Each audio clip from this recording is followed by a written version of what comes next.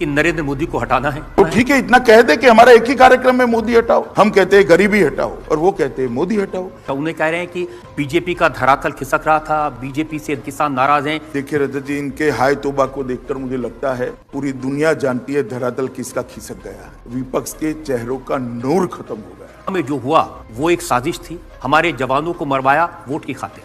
10 साल तक आपकी सरकार थी, सीरीज कितने सीरियल बॉम्ब ब्लास्ट हुए, हमला हुआ, आपने कुछ नहीं करा और इसीलिए आपको हटाया गया। क्या अपेक्षा करते आप नरेंद्र मोदी जी से? चाहे राहुल गांधी हो, उनके स्टेटमेंट और पाकिस्तान के नेताओं के स्टेटमेंट दोनों को मिलान कर दीजिए, आपको कोई अंतर नहीं पड़ेगा, सिर्फ नाम का ही अंतर मालूम पड़ेगा। श्री जवाहरलाल नेहरू ने कहा था हम गरीबी हटाएंगे, श्रीमती गांधी ने नारा दिया हम गरीबी हटाएंगे, राजीव जी ने भी नारा दिया, सोनिया जी ने भी नारा दिया, अब राहुल जी भी नारा दिया। तो 5 पीढ़ी से वो एक काम को कर रहे, कर नहीं पाए। मोदी जी ने 15 अमीर लोगों का 3.5 लाख करोड़ का कर्जा माफ कर दिया और किसानों का कर्जा माफ। मैं अपने दोस्त अनिल अंबानी की जेब में 350,000 करोड़ रुपए डाल दिए, ऐसा क्यों? क्या आपत्ति है? आपको क्यों दुख हो रहा है? आपको क्यों दुख हो रहा है? उनका सवाल है कि अगर कोई सवाल ही नहीं है, मोदी जी पर इस प्रकार के आरोप नहीं चिपक सकते। आप कितना भी कह ले, लेकिन राहुल जी का है ना, दिल है कि मानता नहीं। वो हर मीटिंग में नारा लगवाते हैं चौकीदार चोर है।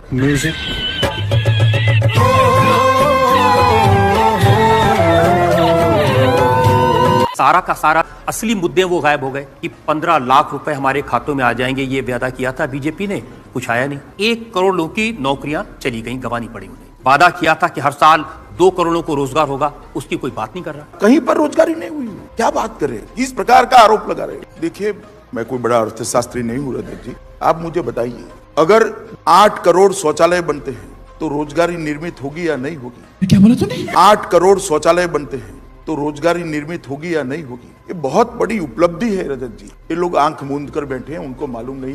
दोस्तों, आज की जो डिबेट है उसे डिबेट नहीं कहेंगे, आप कॉमेडी शो कहेंगे तो भी चलेगा। मगर क्यों? क्योंकि इससे ये बहुत मिलता जुलता वीडियो है।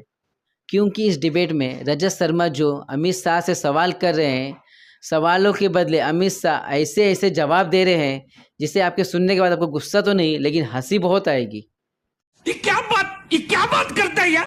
जब रजत शर्मा ने उनसे पूछा, सर आपने इलेक्शन से पहले वादा किया था आप 2 करोड़ नौकरियां देंगे, उसका क्या हुआ?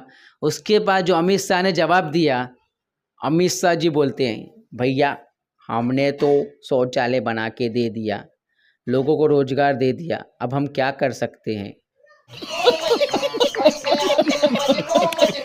दोस्तों, ज़रा दिमाग लगा के सोचिए, मोदी जी ने शौचालय बनाया 12,000 वाला, उसमें बेरोजगार को रोजगार कहाँ से मिल रहा है? मुझे समझ में नहीं आ रहा है।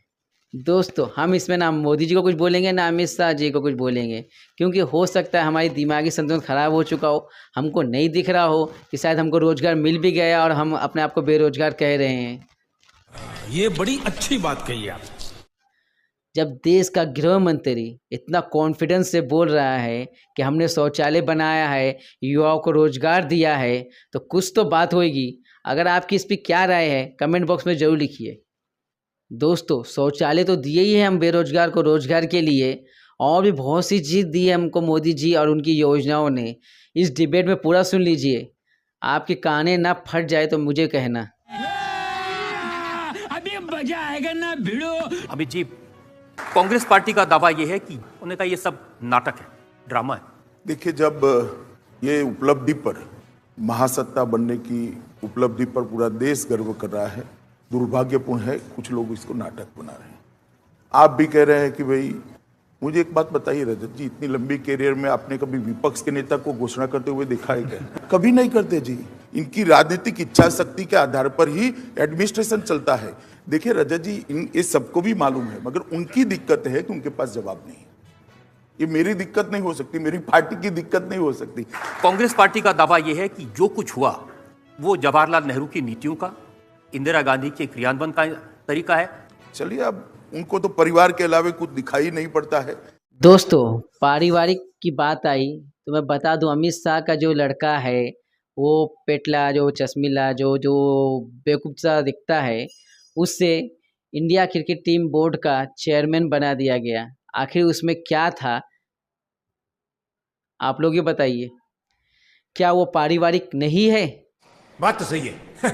वो मानते हैं कि एक परिवार के 4 लोगों ने ही पूरे देश को बनाया है। जब आप सवाल करते हो तब किसी के और उंगली करते हो तो 4 उंगली अपनी और होती है, वो हर एक ने याद करना। उन्हें कह रहे हैं कि बीजेपी का धरातल खिसक रहा था, बीजेपी से दलित नाराज हैं, किसान नाराज हैं। देखिए रजत जी, इनके हाय तोबा को देखकर मुझे लगता है पूरी दुनिया जानती है धरातल किसका खिसक गया है। विपक्ष के चेहरों का नूर खत्म हो गया है। मुझे नहीं लगता कि किस बात का गम है उनको। मुंह तो पूरे बीजेपी वालों का उतर गया है। 400 पार 400 पार 300 के वांदे लग गए, तभी तो उनके सब चेहरे उतर गए। बोलने दे, तकलीफ हुआ है बेचारे को। कि पुलवामा में जो हुआ वो एक साजिश थी, हमारे जवानों को मरवाया वोट की खातिर। किस पर भरोसा करते हैं लोग? 125 करोड़ लोग ये तय करना चाहते हैं कि देश को कौन सुरक्षित रख सकता है। 10 साल तक आपकी सरकार थी, सीरीज कितने सीरियल बॉम्ब ब्लास्ट हुए, 26/11 का हमला हुआ, आपने कुछ नहीं करा और इसीलिए आपको हटाया गया। क्या अपेक्षा करते आप नरेंद्र मोदी जी से? आपकी तरह मौन बैठे रहे? ये नहीं हो सकता। चाहे राहुल गांधी हो, मुझे बड़ा दुख है रजत जी, उनके स्टेटमेंट और पाकिस्तान के नेताओं के स्टेटमेंट दोनों को मिलान कर दीजिए, आपको कोई अंतर नहीं पड़ेगा, सिर्फ नाम का ही अंतर मालूम पड़ेगा। ये क्या साम्यता है? किस प्रकार की साम्यता है? राहुल गांधी का उन्होंने कहा कि बीजेपी के सारे नेता डर गए हैं, अमित शाह भी डर गए हैं, नरेंद्र मोदी भी डर गए हैं। रजत जी, मैं कांग्रेस पार्टी की स्पीड को देश को समझाना चाहता हूं। श्री जवाहरलाल नेहरू ने कहा था हम गरीबी हटाएंगे। श्रीमती गांधी ने नारा दिया चुनाव में, हम गरीबी हटाएंगे। राजीव जी ने भी नारा दिया गरीबी हटाएंगे। सोनिया जी ने भी नारा दिया हम गरीबी को हटाएंगे। अब राहुल जी भी नारा दे रहे हैं हम गरीबी को हटाएंगे। तो 5 पीढ़ी से वो एक काम को कर रहे हैं, कर नहीं पाए। 2014 में जब हम सत्ता में आए, इस देश के लगभग गरीब लोगों के पास गैस नहीं था। दोस्तों, गैस नहीं था तो हम क्या लकड़ी के चूल्हे में खाना बना रहे थे? गैस था बच्चा, वो भी 399 रुपये में कुछ था। अभी दाम देख 1000 के ऊपर जा रहे हैं। गरीब लोगों के घर में बिजली नहीं थी, गरीब लोगों के पास घर नहीं था, और गरीब लोगों के पास शौचालय नहीं था। और ये हर बात में शौचालय क्या है बे? शौचालय से क्या देश की उन्नति हो रही है? पब्लिक खाएंगे तभी तो निकालेंगे, खाने जाता ही नहीं अंदर, निकालने कहाँ जाएंगे बे? ये सारी चीजों की कोई व्यवस्था 70 साल के अंदर से कांग्रेस के गांधी नेहरू परिवार ने जो शासन किया इसके अंदर नहीं हुई थी। ये इनकी स्पीड है काम करने की। जनता को आप मूर्ख समझना बंद कर दीजिए। 5 पीढ़ी से जो काम कर रहे गरीबी हटाने का, वो जो देश हमें देकर गए थे ऐसा देकर गए थे, और मोदी जी ने सिर्फ साल के अंदर देश के अंदर इतना बड़ा परिवर्तन किया है। देश को किस पर भरोसा है? लेकिन राहुल जी को बहुत भरोसा है। उन्होंने तो एक पब्लिक मीटिंग में बड़े नाटकीय अंदाज में कहा, मोदी जी का चेहरा देखा, ये चेहरा उदास हो गया, उतर गया चेहरा। उन्होंने शायद नहीं देखा है। मोदी जी विश्वास से लबोलब, आत्मविश्वास के साथ देश की जनता को हमारे साल के किए हुए काम, पल पल और पाई पाई का हिसाब लाखों की मेदनी के सामने दे रहे हैं। कहीं उत्साह की कोई कमी नहीं। मोदी जी छोड़िए। रजत शर्मा जी से कुछ तो मैंने उम्मीद की थी, आखिर उन्होंने ऐसा सवाल पूछ ही लिया जिसमें पेटले का मुंह बंद हो गया। कांग्रेस के अध्यक्ष वो कहते हैं मोदी जी ने 15 अमीर लोगों का 3.5 लाख करोड़ का कर्जा माफ कर दिया और किसानों का कर्जा रजत माफ जी, नहीं मैं आपके कार्यक्रम के माध्यम से उनको चैलेंज देना चाहता हूं कि एक भी व्यक्ति का कर्जा माफ दिया हो तो रिकॉर्ड क्लियर करें। दोस्तों, ये जो बोल रहे हैं अमित शाह जी कि नहीं माफ हुआ है, आप लोग गूगल में सर्च मार के देख लीजिए ना। आजकल नेट का ज़माना है, इनकी पूरी सच्चाई का पोल खुल जाएगा कि कितने 100 करोड़ माफ़ हुए हैं। अडानी का जाके देख लीजिए, अंबानी का देख लीजिए। अगर मैं आपको दिखाऊंगा तो वीडियो लंबी हो जाएगी, आप खुद ही जाके गूगल में सर्च मार लीजिए, पूरा पानी का पानी और दूध का दूध हो जाएगा। झूठ बोलना, जोर से बोलना, बार बार बोलना और आपको फेस न करना, यही उनकी आदत है। देश की जनता को उनको पूछना चाहिए, तो उनको पूछना चाहिए भला किसका माफ किया, कब माफ किया, जरा लाओ तो। और माफ करते तो ये सारे क्यों भागते? हमने माफ नहीं किया, उनको जेल में डालने के लिए इनके पीछे पड़े, इसलिए देश छोड़कर भागने की बात आई। झूठ पे झूठ। वो तो कहने कि अब नीरव मोदी, विजय मल्ल्या सबको आना चाहिए। और मैं मानता हूं नरेंद्र मोदी सरकार की बहुत बड़ी उपलब्धि है। आप कह रहे हैं कि वो कोई नाम बता दें, एक नाम वो बार बार बताते हैं, हर पब्लिक मीटिंग में बताते हैं। अनिल अंबानी की जेब में मोदी जी ने 30,000 करोड़ रुपए डाल दिए। इस सज्जन को क्या तकलीफ है भाई? क्या तकलीफ है इनको? देखिए रजत जी, उनको पूछना चाहिए कि 30,000 करोड़ रुपया किस ठेके के तहत डाला है, जरा पूछ लीजिए आप उनको कभी। मोदी जी ने राफेल डील की मार्फत अपने दोस्त अनिल अंबानी की जेब में 350,000 करोड़ रुपए डाल दिए, ऐसा क्यों? को क्या आपत्ति है? आपको क्यों दुख हो रहा है? आपको क्यों दुख हो रहा है? उनका सवाल है कि अगर कोई सवाल ही नहीं है। देखिए, इन्होंने आरोप लगाया, इस प्रकार के आरोप उनको चिपकते हैं जिनकी पार्टी और जिस व्यक्ति का भ्रष्टाचार का रिकॉर्ड होता है। आप पर चिपक सकते हैं, कांग्रेस पार्टी पर चिपक सकते हैं, क्योंकि जीप से लेकर 2G तक सारे स्कैम आपके शासन में हुए। मोदी जी पर इस प्रकार के आरोप नहीं चिपक सकते। मोदी जी का जीवन पारदर्शी जीवन रहा है, देश की जनता के सामने खुली किताब जैसा जीवन रहा है। आप कितना भी कह ले, लेकिन राहुल जी का है ना, एक पुरानी फिल्म का नाम है दिल है कि मानता नहीं। वो हर मीटिंग में नारा लगवाते हैं चौकीदार चोर है।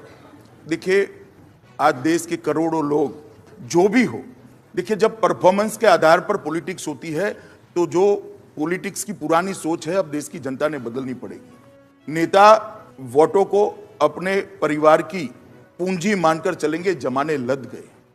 देश की जनता किसी परिवार की पूंजी नहीं है।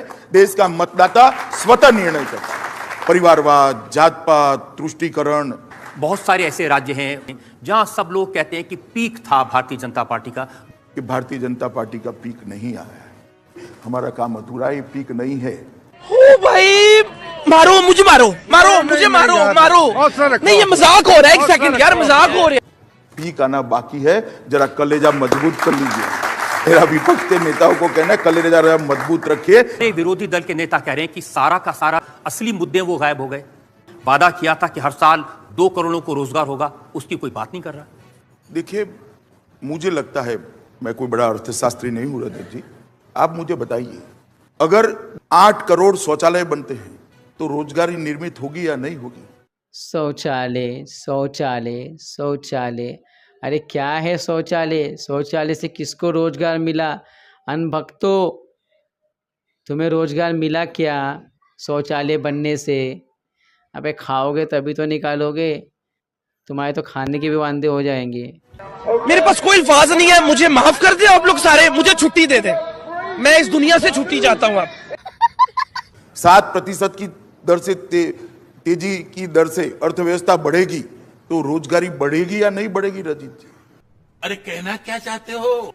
ये लोग आंख मूंद कर बैठे हैं, उनको मालूम नहीं है नीचे क्या हो रहा है। मैं ये नहीं कहता कि देश में रोजगारी समस्या नहीं है, रोजगारी समस्या है, मगर 8 करोड़ शौचालय बनते हैं। काम को इस तरह से बढ़ाया है कि इसके आउटपुट में ही रोजगारी बढ़ी है। ये बहुत बड़ी उपलब्धि है रजत जी। 125 करोड़ के देश को आप नौकरी नहीं दे सकते। अरे कहाँ से आते हैं ऐसे लोग यार? 125 देश के करोड़, हमारी आबादी 125 करोड़ है, ये 125 देश की करोड़ कहाँ से आ गए? हमने किसको चुन लिया भाइयों? क्या बोले, मैं समझा नहीं। 125 करोड़ के देश को आप नौकरी नहीं दे सकते।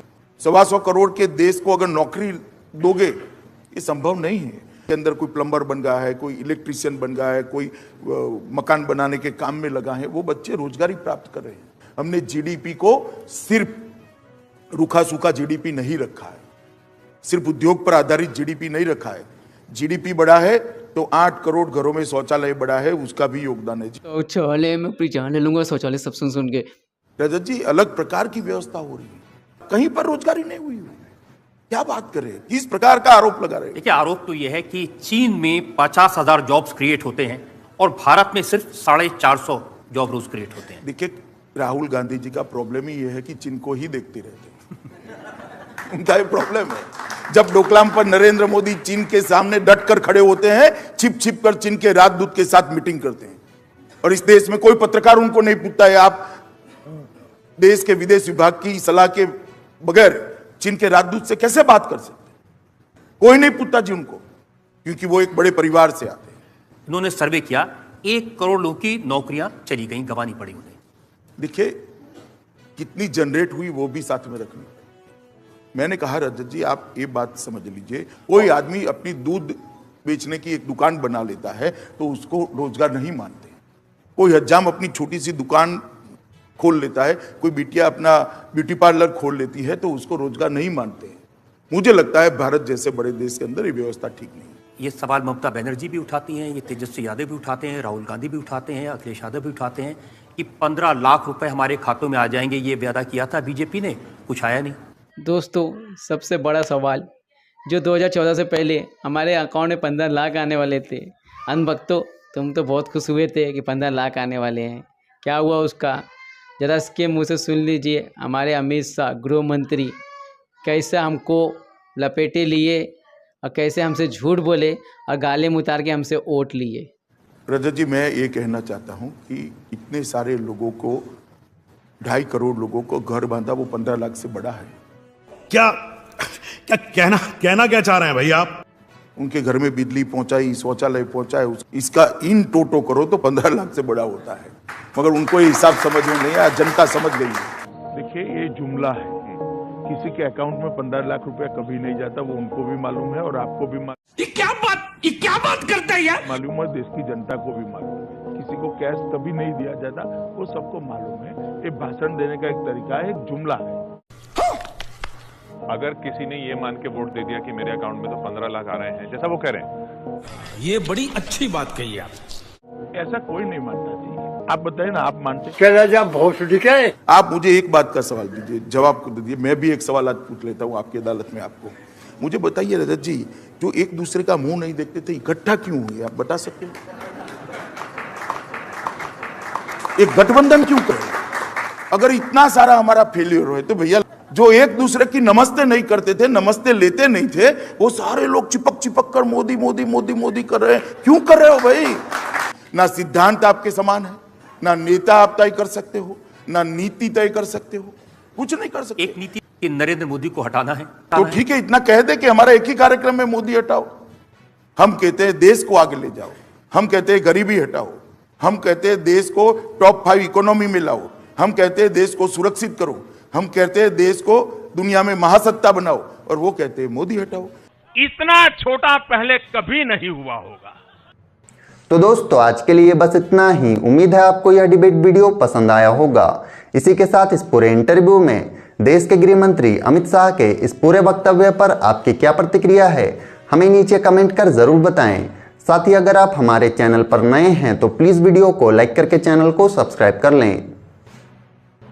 दोस्तों, आज का जो इंटरव्यू था वो शौचालय के आसपास घूम रहा था। रोजगार पूछो, शौचालय। देश की सुरक्षा के बारे में पूछो, शौचालय। और जो राफेल पे घपला हुआ है 350 करोड़ का, उस पर भी जवाब आया शौचालय। आपकी इस डिबेट पे क्या कमेंट है? आप लोग अपने कमेंट बॉक्स में जरूर लिखिए। चलिए मिलते हैं नेक्स्ट वीडियो में। Good bye.